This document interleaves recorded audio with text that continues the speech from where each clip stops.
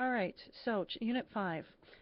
This is an extremely important area, especially Chapter 25, that you'll need to, you're going to be revisiting this quite a bit in your careers, and you need to understand medications affecting coagulation.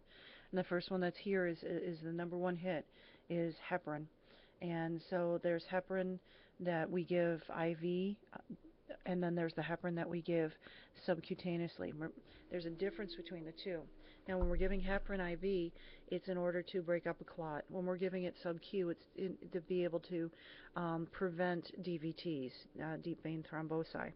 And so when we're thinking about low molecular weight heparins, enoxaparin, fundaparinux, Lovenox Lystra, those are for DVTs primarily. Heparin sodium itself is a real strong is probably not a good word, real typical drug that we're going to use in order to inactivate the thrombin formation at factor 10A. And we're going to inhibit the formation of fibrin. So that statement that was just said there would be what you would say to me when I ask you on the clinical unit, well, heparin, what is this for? You're going to tell me. It inactivates thrombin formation at factor 10A, resulting in inhibition of the formation of fibrin. And I'll say, great, you know what this drug is doing, let's go forward. Because at the bedside, you're going to tell the patient what it's for. And for the patient, it means that your blood's not going to clot, right? For me, I need to know that it's inhibiting the formation of fibrin. And so as we go forward, think about the different therapeutic uses. Look over heparin, please, on your own, and be able to understand what heparin does. There's heparin protocols when we give it via IV as well. And so what a heparin protocol means is that we're going to draw the lab, the prothrombin time, and we're going to draw that and monitor it for what dose we're going to be giving IV. And typically, if we have a clot that's in place and we have IV heparin running, we're going to check that time every 6 hours and then titrate up or down depending on what we need. So with heparin, we're going to monitor the PTT. And keep it at 1.5 to 2 times the baseline. Now, each physician will determine, each physician or provider will determine what they want that to be. Now, what is something we're going to be watching for when we're administering any heparins is we want to prevent bleeding. So these patients are on what's called bleed precautions. No razors. Brushing their teeth with soft toothbrushes.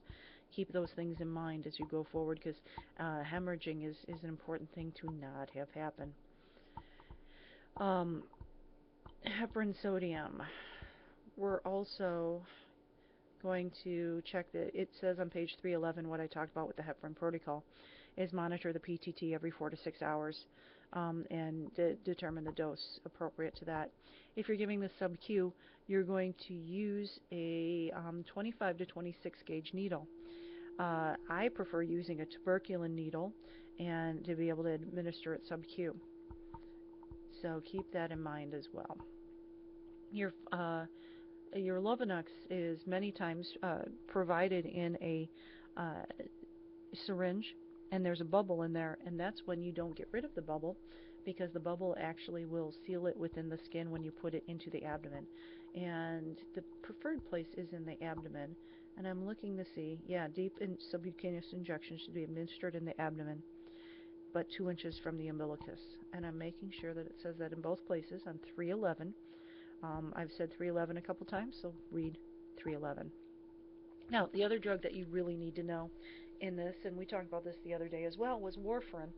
Warfarin is an anticoagulant, and this one is measured by PT. It's heparin PTT, warfarin PT. And a peer tutor once, who's now an excellent nurse, told me that she remembers it by PTT makes an H with the 2 T's, and so she remembers that that's heparin, and PT is for warfarin. And so remember that these drugs, vitamin K it turns it around. Why would we have to turn this around? If your patient's going for surgery, we don't want them to be hypercoagulated, so we're going to turn this around. real quickly. If your patient's going in for surgery, you want them to stop this, if it's an elective surgery, with the supervision of their provider so that they can go in and have surgery and not bleed out. On the other side, however, remember that if they do discontinue this, they're at greater risk for throwing a clot if they have atrial fibrillation. So look at the monitoring and effectiveness. It's really important that you understand it. Page 315. Yeah, I don't know how else to say that.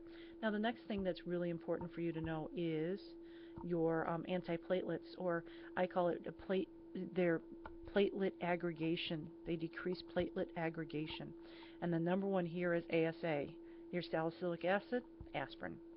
And so if your patient's on aspirin, if they're not getting aspirin for pain, they're getting aspirin for an anticoagulant. So keep in mind that's there, and the number one thing for that is your GI effect. Enteric-coated aspirins are important for this.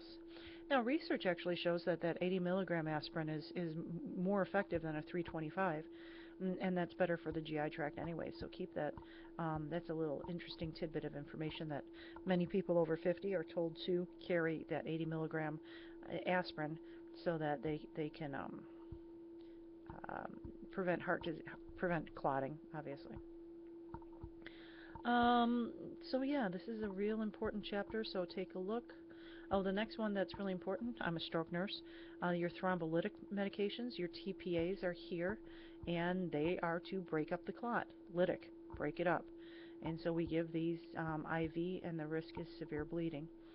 And so look at those thrombolytic agents. If you're giving it peripherally, you need to give it within 4 to 6 hours, is what your book says, really? Huh. If you're giving it peripherally, 4 hours is the window.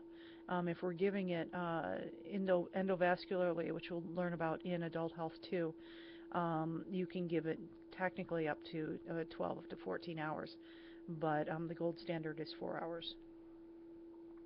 So that is that. Prevent bleeding when you're trying to prolong bleed times and dissolve clots. You want to make sure that you avoid that bleeding risk.